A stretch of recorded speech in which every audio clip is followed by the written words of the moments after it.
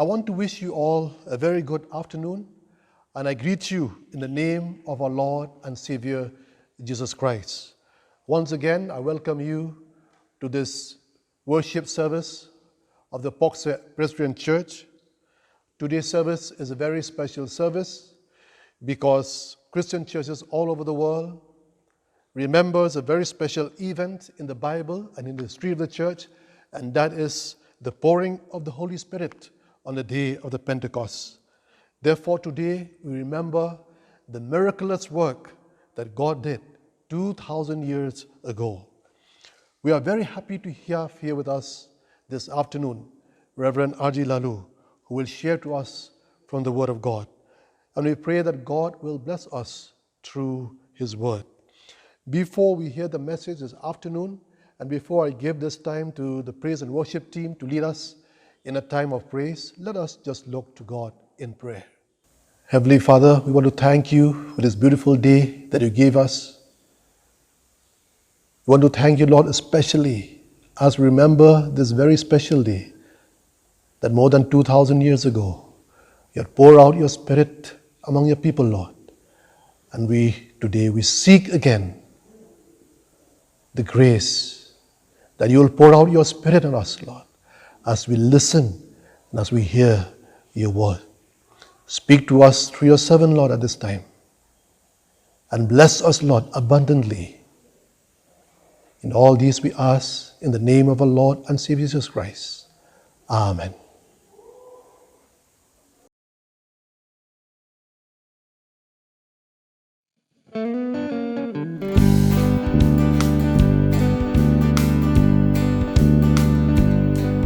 This world is not my home, I'm just a passing through. My treasures are laid up somewhere beyond the blue. The angels beckon me from heaven's open door, and I can't feel at home in this world anymore. Oh Lord, you know I have no friend like you. If heaven's not my home, then Lord, what will I do?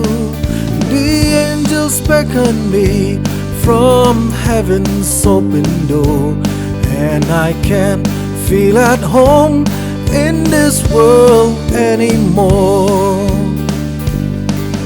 Just over in glory land we'll live eternally.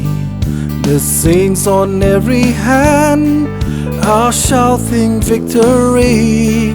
Their song of sweetest praise drift back from heaven's shore, and I can't feel at home in this world anymore. Oh Lord, you know I have no friend like you. If heaven's not my home, then Lord, what will I do? The angels beckon me from heaven's open door, and I can't feel at home in this world anymore. Oh Lord, you know I have no friend like you. If heaven's not my home, then Lord, what will I do? The angels beckon me from heaven's open door, and I can't feel at home in this world anymore. And I can't feel at home in this world anymore.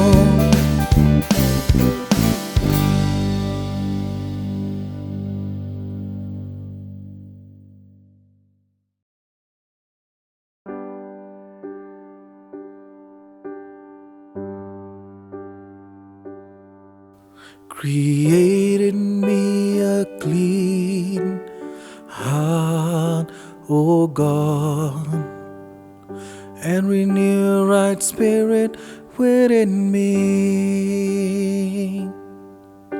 Create in me a clean heart, O God, and renew right spirit within me. Cast me not away from thy presence, O Lord, and take not thy Holy Spirit from me. Restore unto me the joy of thy salvation, and renew right spirit within me.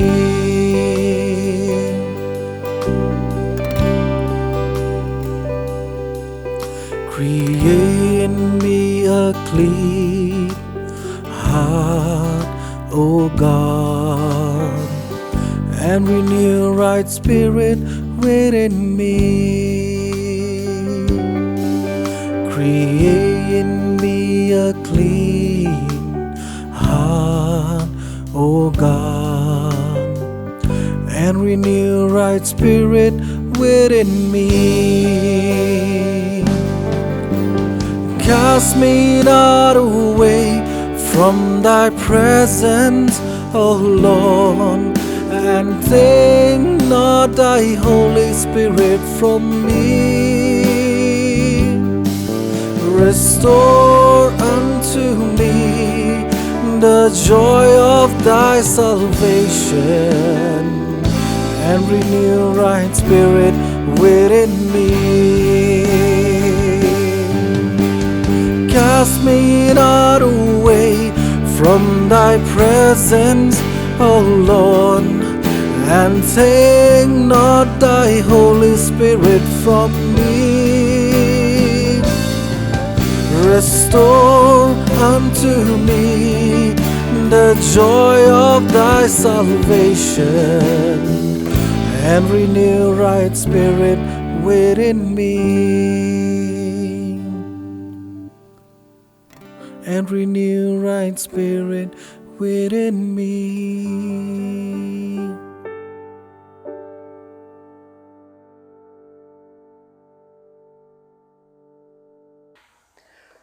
The member son chairman and members of the congregation, at the very outset, I greet you all in the matchless name of our Savior, Jesus Christ. Today is a very special day in the calendar of the church as we celebrate Pentecost Sunday, remembering the indwelling of the Holy Spirit. I take this opportunity to bring Pentecost greetings to all of you with a prayer that we may continue to experience the indwelling of the Holy Spirit in our lives. As I ponder on what God wants to speak to us today, I am led to a topic which is entitled, The Impact of the Pentecost. Let me repeat, the impact of the Pentecost. I have not chosen any text. However, as I share with you, I will point out biblical verses related with this topic. Shall we look to God in prayer? May the words of my mouth and the meditation of my heart be acceptable into your sight, my rock and my redeemer. In Jesus' name, amen. The topic that the Lord had laid in my heart is the impact of the Pentecost. As a background to the topic, for a few minutes we shall look on what is a Pentecost Sunday. Pentecost Sunday is a day commemorating the indwelling of the Holy Spirit. This event is recorded in the books of Acts chapter 2. The indwelling of the Holy Spirit happens 50 days after the resurrection of Lord Jesus Christ. It is an important event in the history of the church. Robert Baer explained Pentecost in his words, Bethlehem was God with us, Calvary was God for us, and Pentecost is God in us. The topic for today, as I mentioned earlier, is entitled Impact of the Pentecost. The Pentecost event that happened 2,000 years ago had made tremendous impact. Biblical scholars had considered that the Pentecost event gave birth to the church, or in other words, it is the birthday of the church. There are many others, but for today we'll only look into two of the impact of the Pentecost. The first impact that the Pentecost made was Pentecost transformed fear into courage. Through the indwelling of the Holy Spirit, Pentecost transformed fear into courage. Let us go back to the first Pentecost event recorded in the books of Acts. Out of the many important figures, Peter played an important role during the Pentecost event. Let us look at the life of Peter into two scenarios. The first scenario would be before Pentecost, and the second scenario, his life, Peter's life after Pentecost. Now let's start with the first scenario, Peter's life before Pentecost. Peter was one of the disciples of Jesus. He was included in Jesus' inner circle. He was the most vocal disciple of Jesus Christ. But one of the things that comes to mind when we speak about Peter is he denied the Lord thrice. Gospel of Mark chapter 14 recorded that Peter denied Christ. Now if we try to investigate the reason that led to his denial, out of the many reasons, it is because of his fear. His fear of being crucified with Christ led to the denial of Jesus. This was Peter before the Pentecost. Now let us look at Peter after the Pentecost. After the Pentecost, Peter was a changed man. Acts chapter 2 verse 4 says that we were all filled with the Holy Spirit. And this includes Peter. He was also filled with the Holy Spirit. Now what did he do after being filled by the Holy Spirit? Among the other disciples, God had chosen him to be the evangelist. The indwelling of the Holy Spirit had dispelled his fear. He was courageous and he boldly proclaimed the gospel. I used to think, but during the time when Peter denied Christ, there were just few people. There was just this woman and, some elders. But yet he was fearful. Therefore he denied Christ. But when he stood up to preach the gospel, there were thousands of them. Yet he did it with all courage and boldness. Thus we can understand that the Pentecost event, the indwelling of the Holy Spirit, had transformed Peter from being fearful to becoming more courageous. The impact of the Pentecost, therefore, is transforming fear to courage. Now, what does it mean to us?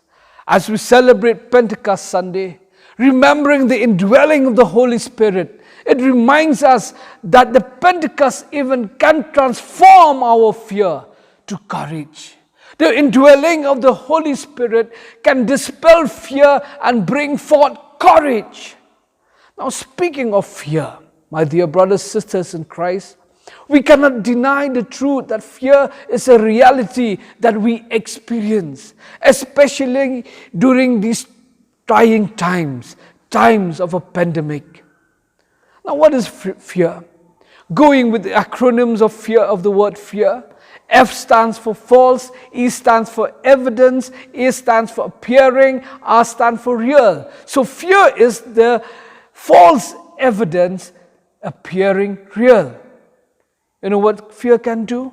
Fear can paralyze our faith. Fear paralyzes our faith. Now there are many areas that we are fearful of.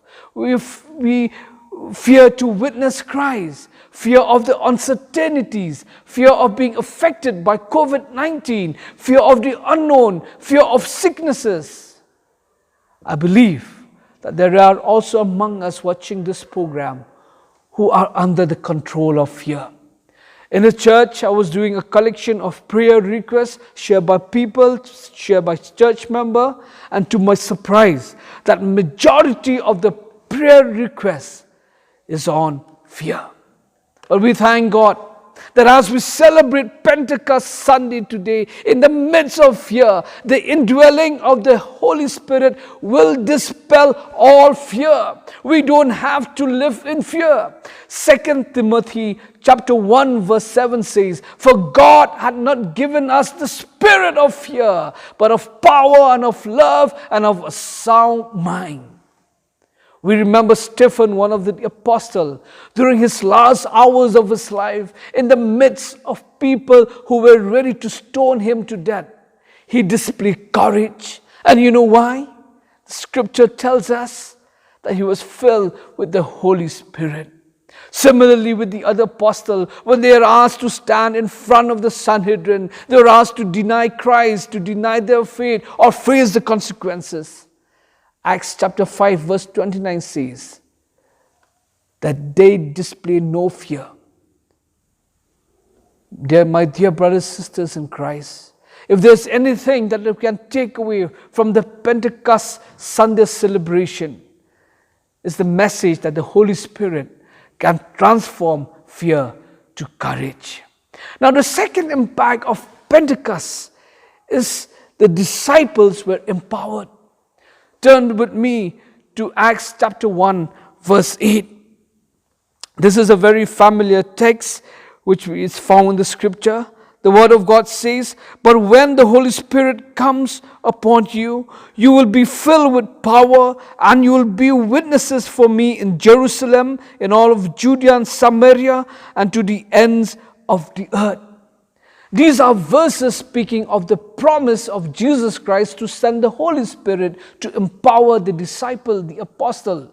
This promise is fulfilled in Acts chapter 2, which records of the Pentecost event. Thus, the impact of the Pentecost is the disciples were empowered. Now, how do we understand that they were empowered? There are two evidences from the life of the apostle that they were empowered. The first evidence that the disciples were empowered is the preaching of Peter and the 11 other apostles. Now, if you turn with me to Acts chapter 2 verse 14, it says, "Then Peter stood up with the other 11 apostles and in a loud voice began to speak to the crowd." Now turn to Peter's sermon recorded from verse 14 to 36. It only has 23 verses. Note that it only has 23 verses. And if you read his sermon, it only takes hardly 2 to 3 minutes to complete reading the sermon. But you know what? It had a great impact. It made a great impact. Read verse 37. It tells us of the impact that this sermon made on the life of the hearers. When the people heard this, they were deeply troubled and said to Peter and the other apostle, "What shall we do, brother?" They were troubled and they asked this very important question: "What must we do, brother?" The scripture tells us that there are 3,000 members who were inducted into the church on that very day. Now, how can they cause such a great impact? How can this sermon of 23 verses, sermon which can be read in 2 to 3 minutes, make such a great impact? The answer is because the apostle, they were empowered by the Holy Spirit. The second evidence that proves that they were empowered by the Holy Spirit is in verse 43. In verse 43, the word of God says, "Many miracles and wonders were being done through the apostles, and everyone was filled with awe." Everyone was filled with awe. Many signs and wonder, miracles and wonder were performed by the apostles. Now, the signs and wonders include doing miracles of healing and exorcising demons. Ordinary men doing extraordinary things is possible because the Holy Spirit had empowered them. Interestingly, in Acts chapter 17 verse 6, they were branded as someone who have turned the world upside down. They have turned the world upside down. And there's only one reason, and that is because The apostles were empowered by the Holy Spirit. What does this mean to us? Through our celebration of Pentecost Sunday, let us all again experience Holy Spirit empowerment in our lives. If there are any other time that we need the Holy Spirit empowerment, it is today. E.M. Bounds once said, I quote, "What the church needs today is not more machinery or better, but not new organization or more and novel methods, but men whom the Holy Ghost can use, men of prayer, men mighty in prayer." That's what the church needs, empowerment of the Holy Spirit. Charles Spurgeon rightly said when he says, I quote, "Without the Spirit of God, we can do nothing. We are ships without wind, like branches without sap. We are withered. Like coals without fire, we are useless." As a church, individually and collectively, we need Holy Spirit empowerment in our life, in our personal life and in the church. We may wonder as to why do we need the Holy Spirit empowerment. Ezekiel chapter 37 is the answer, as it reminds us that we have become valley in the dry bones. There's so much of dryness in our spiritual life. This is witnessed in different ways, where we have more religious people in the church than godly people. Our dryness is also witnessed in Christian life, where Christians don't witness Christ in their daily life. Our dryness is also seen when Christians become lovers of pleasure more than lovers of God. It is also seen when Christians having a form of godliness but denying the power thereof. Studying the scripture, praying, attending church service become legalistic than something we ought to enjoy. Imagine in a state where Christians are more than 70%, we have not been able to turn the world upside down. There's so much of dryness spiritually in our homes when there is no prayer time in the family. I remember a time when I was doing a pastoral visit in a Christian family. When I asked for the Bible, the mother said that we don't have one. We don't have a Bible at home. We need the Holy Spirit to empower us. But thanks be to God that as we celebrate Pentecost Sunday, we can again cry out to God to empower us by His Holy Spirit. To conclude my message, let me once again remind you that the Lord had put in my heart to share with you on the topic entitled The Impact of the Pentecost. Firstly, the first impact, Pentecost transformed fear to courage. Secondly, Pentecost brings the empowerment of the Holy Spirit. Before I close, I have a question for you. Do you want to experience the impact of the Pentecost? And I believe the answer is yes. What must we do is then the question. We must be filled with the Holy Spirit. The Holy Spirit is already with us, but has the Holy Spirit filled our life? Ephesians chapter 5 verse 18 says, "And do not get drunk with wine, for that is debauchery, but be filled with the Spirit." What does it mean to live a life filled with the Spirit? W. Tozer rightly explained, the Spirit-filled life is not a special deluxe edition of Christianity. It is part and parcel of a total plan of God for His people. To be filled with the Spirit is to be controlled by the Holy Spirit. This is the characteristic of the early church after the Pentecostal event, that they not only know the presence of the Spirit, but they were filled by the Holy Spirit. My dear brothers and sisters in Christ, we need to be filled with the Holy Spirit.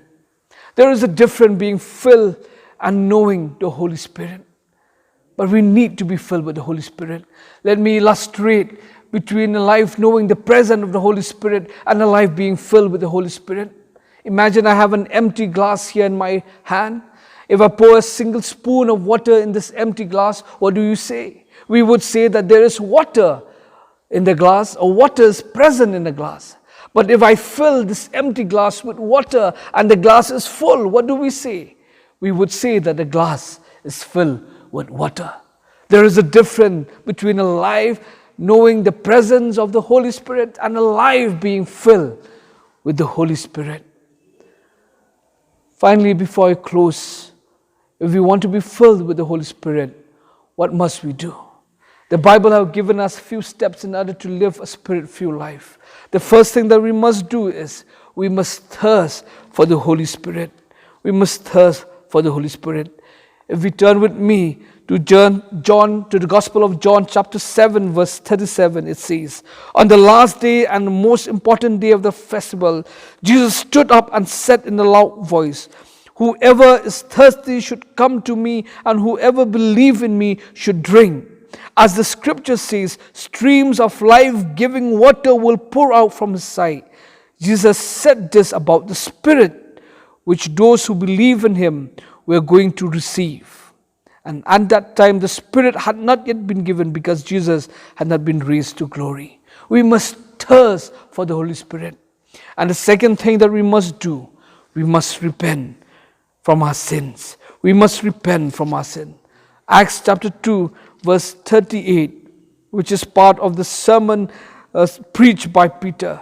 Peter said, "Each one of you must turn away from your sin." And the promise is, you will receive the Holy Spirit. My dear brothers and sisters in Christ, I invite all of you, therefore, that if we are to once again experience the power, the impact of the Pentecost, the indwelling of the Holy Spirit in our life, we must thirst for the Holy Spirit, and we must repent from our sin. For God and His glory. Amen. Shall we pray? Our gracious God, Almighty Heavenly Father, we thank you for your word, and we thank you for speaking to us. Lord, we ask for forgiveness if there had been any sins that we have committed against you. We ask for forgiveness for we have been living a life which is spiritually dry.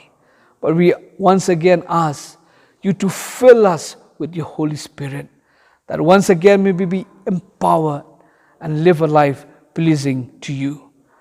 Accept our prayer. For this I pray in the name of Lord Master Jesus Christ. Amen. And now may the grace of our Lord Master Jesus Christ, the love of God the Father, and the sweet communion of the Holy Spirit rest and abide with each and every one of us, now and forevermore. Amen.